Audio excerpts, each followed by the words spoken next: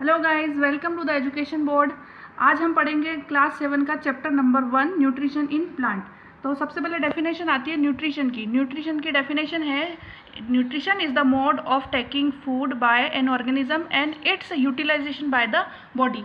Nutrition वो चीज़ है जिसमें कि एक ऑर्गेनिज्म फूड को इंटेक करता है और बॉडी उसको यूटिलाइज कर देती है। उसके बाद आता है nutrients. What are nutrients? Nutrients are the compound present in our food. There various compounds that are present in our food we can called nutrients. Nutrients such as कैसे होते हैं? nutrients का क्या नाम होता है? such as carbohydrates, proteins, fats, vitamins etc. Okay, nutrients क्या करते हैं बॉडी के लिए? nutrients helps the living organism to build their bodies, to grow and to give energy to carry out various life processes. तो nutrition इस तरह से हमारी बॉडी की हेल्प करते हैं। अब नेक्स्ट टॉपिक है मोड ऑफ न्यूट्रिशन। अब न्यूट्रिशन के मोड कितने तरह के होते हैं? मोड ऑफ न्यूट्रिशन 2 टाइप्स के होते हैं। फर्स्ट होता है autotrophic and the second one is heterotrophs. Autotrophs का क्या मतलब है? ऑटो मीन्स होता है सेल्फ, यानी कि अपने आप। ट्रोफोस मतलब होता है नरिशमेंट। वे ऑर्गेनिजम्स जो कि अपना सेल्फ नरिशमेंट करते हैं उन्हें कहते हैं autotrophs. And the heterotrophs are, hetero means होता है others and nourishment other means that kind of organism वो डिपेंड्स ऑन अदर। तो हेटरोट्रॉप्स डिपेंड होते हैं ऑटोट्रॉप्स के ऊपर। कैसे? Just we and other animals and other organisms that are, जैसे हम लोग ये खाते हैं एनिमल्स को, तो एनिमल्स क्या खाते हैं? ग्रासेस होती है।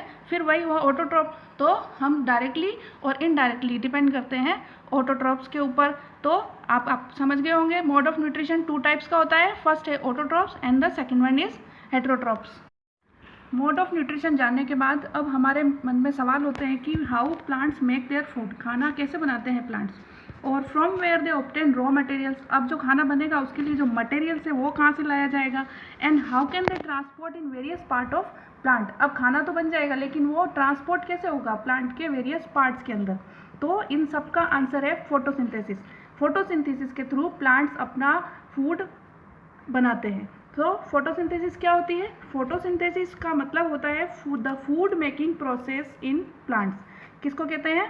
फूड मेकिंग प्रोसेस को जो प्लांट्स के अंदर होते हैं उसे फोटोसिंथेसिस कहा जाता है। अब इसको शॉर्ट फॉर्म में समझें तो फोटो मीन्स होता है light and the synthesis means होता है टू कंबाइन, मतलब किन्हीं चीज़ों को कंबाइन करना लाइट की प्रेजेंस में।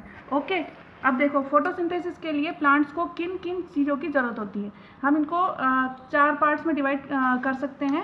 फर्स्ट है फोटोसिंथेसिस के लिए प्लांट्स को सबसे पहले चाहिए होती है sunlight. Okay, the second one is carbon dioxide, third is water and minerals and fourth is chlorophyll. अब सनलाइट अब ये ऑब्टेन कैसे करता है इन सभी चीज़ों को? फर्स्ट है प्लांट सनलाइट कहाँ से लेता है? सनलाइट लेता है from sun. Sun is the ultimate source of energy. तो प्लांट क्या करता है? सन की लाइट को कैप्चर करता है। उसके बाद आती है कार्बन डाइऑक्साइड। कार्बन डाइऑक्साइड का एनवायरनमेंट से, कार्बन डाइऑक्साइड भी प्लांट के चारों ओर जो एयर फॉर्म में प्रेजेंट है वही उसको इनटेक करता है। उसके बाद है वाटर एंड मिनरल्स। वाटर और मिनरल्स कहाँ से आते हैं? वाटर और मिनरल्स प्लांट के पास आते हैं सॉइल से। ओके, सॉइल्स के अंदर जो प्लांट की रूट होती है उस रूट में से जो रूट्स होती है वो सॉइल के अंदर प्रेजेंट वाटर और मिनरल को एब्जॉर्ब करके वो किचन तक पहुंचाती है, मतलब जहाँ पे फूड बनेगा प्लांट का। उसके बाद आता है क्लोरोफिल। अब क्लोरोफिल क्या होता है? क्लोरोफिल होता है, देखो क्लोरोफिल प्लांट की लीव्स के अंदर प्रेजेंट एक पिगमेंट होता है जिसका कलर क्या होता है? ग्रीन। तो उसके ग्रीन कलर के कारण ही उसे हम क्या कहते हैं? क्लोरोफिल, बिकॉज कलर उसका क्या होता है? ग्रीन। ओके, तो ये सभी चीज़ प्लांट के पास है। अब खाना कैसे बनेगा? चीज़ तो हो गई अवेलेबल, अब सारा के सारा मटेरियल वहाँ पर कैसे जाएगा जहाँ पर कि फूड फैक्ट्रीज है प्लांट की। ओके, फूड फैक्ट्रीज कहाँ होती है प्लांट की? लीव्स पर। सबसे पहले लीव्स के ऊपर खाना बनता है। कैसे बनेगा? अब देखो इसका सबसे छोटा, ज़्यादा डिटेल में नहीं जाना, सबसे सिंपल है। लीव्स के ऊपर होते हैं छोटे छोटे पोर्स जिन्हें हम क्या बोलते हैं? स्टोमेटा।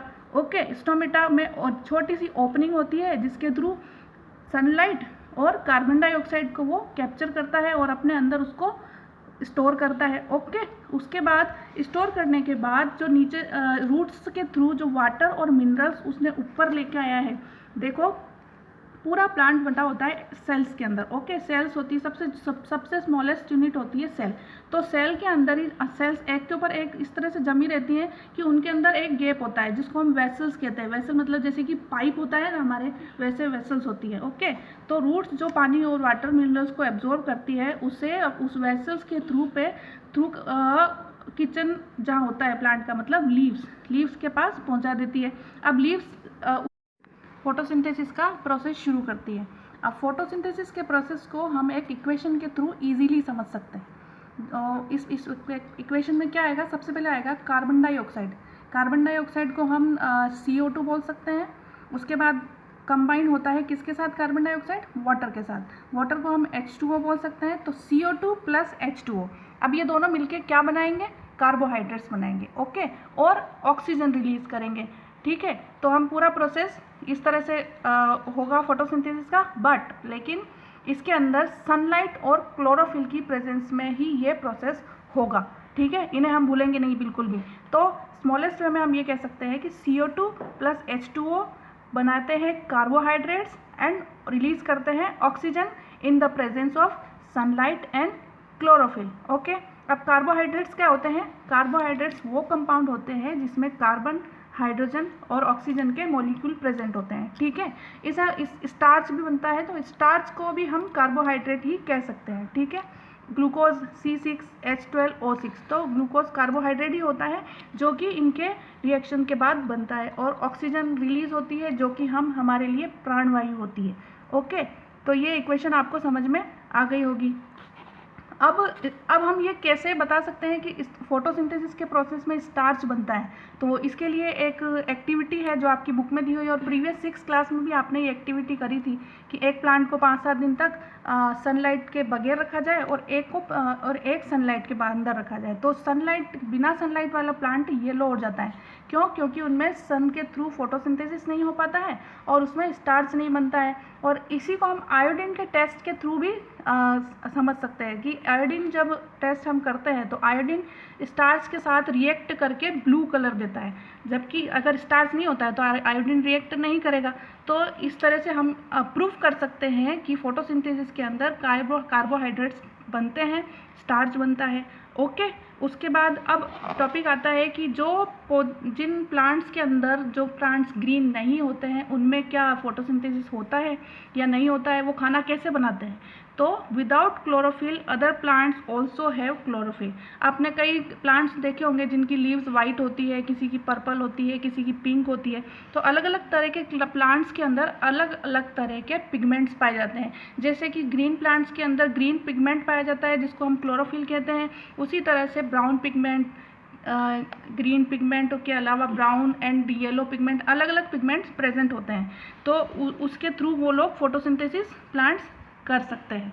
ओके, अब इसके आगे आता है एल्गी। आपके कोर्स में एल्गी भी है।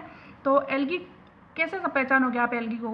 इन स्टेंजेंट वाटर जहाँ पे पानी इकट्ठा हुआ होता है, या ऐसी वाटर बॉडीज़ जहाँ पे काफ़ी टाइम से पानी होता है, पॉन्ड्स के अंदर आप देखते होगे हमारी नालियों के आसपास ग्रीन कलर के एक पैचेस वगैरह दिखते हैं हमें जो स्लाइमी से होते हैं, तो उसको हम बोलते हैं एल्गी।